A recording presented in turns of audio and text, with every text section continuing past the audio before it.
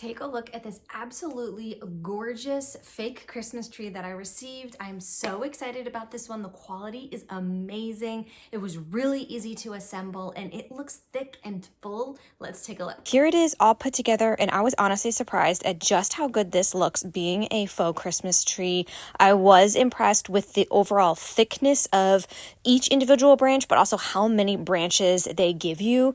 And when you go up close, you can see that it is still difficult to actually see through these branches. That is how thick they are. I love that it's pre-lit. It just helps save that time, and they're done really well. If you needed to, each branch does bend, so you can kind of fluff it and adjust it to exactly what you're looking for. This is what the base looks like. It was super simple to be able to put together, and it also feels really sturdy and strong, which I love.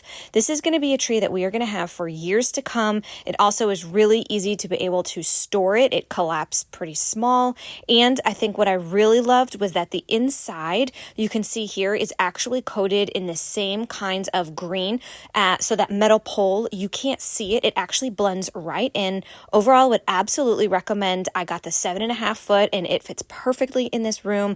I absolutely love this. Can't wait to have it for years to come.